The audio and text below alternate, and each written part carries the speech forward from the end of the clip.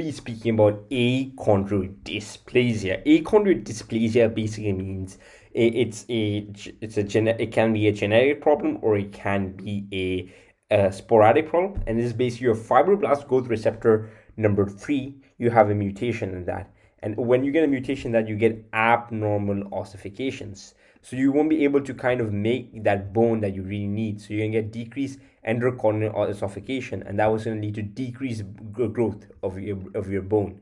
So that's the main problem over here. Now you must be wondering, what even is endocorneal ossification? So basically, this is a type of a ossification process in which you replace the hyaline cartilage with the bone. So you're doing endocorneal ossification. So that endochondrium, you're going to replace with bone, and therefore leading to growth, which occurs in the normal population. But obviously, in this disease, achondrodysplasia, we're not getting that growth of the bone. Okay, so now achondrodysplasia, I just want to quickly show a photo so that the mnemonic kind of sits in what's going on over here. So if you can see that they usually have microcephaly. They have frontal bossing microcephaly, kind of like the frontal bossing that occurs in osteomalacia. So the heads are usually quite big. They're bigger than normal. So that's where the mnemonic comes. Mass in the head. The mass in the head. So the M over here stands for macrocephaly, meaning our heads are going to be slightly bigger than normal.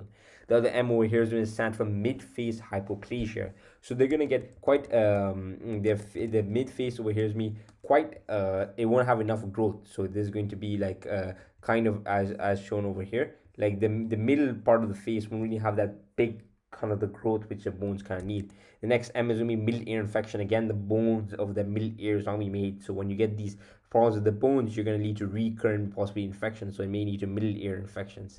Next thing is going to be here apnea. So we may have a decrease in breathing. That may be because of the bone structures that may be compressing the lungs, and due to some mechanism we won't have problems with breathing. The apnea will be like an absence of breathing in that sense. It's going to be a sleep disorder. Sleep apnea, for instance, is going to be the breathing repeatedly stops and starts. So that's going to be the main thing over here. Problem with your breathing, the way it controls your breathing, especially when you sleep. So then there is going to be the scoliosis. Scoliosis means abnormal curvature. And remember, the curvature here is like an S shape. So you're going to have an S shape. And do remember the Cobb's angle for that.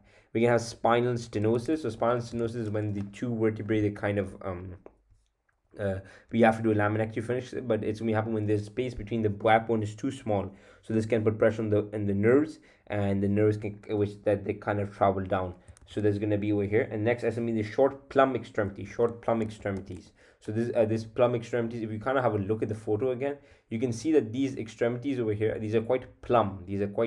Like they're quite short. They're going to be quite plumbed like that. If like kind of like a plumb kind of squash in that sense, yeah.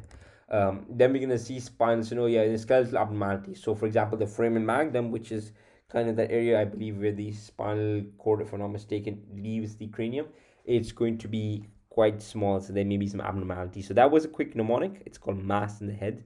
So M as in macrocephaly. Next thing is mid-face hypoplasia. The next thing is going to be the middle ear infections. After that, we may get apnea, sleep apnea. So that may be irregular stop or in starting the breathing. So that may stopping the breathing. And then we're going to have over here the scoliosis. We're going to have the spinal stenosis, short plumb extremities, and we may also have skeletal abnormalities as foramen magnum abnormalities. So hopefully you guys found this video useful. Thank you for watching. If you have any questions, please let me know down below. Thank you for watching, and I hope to see you guys next time.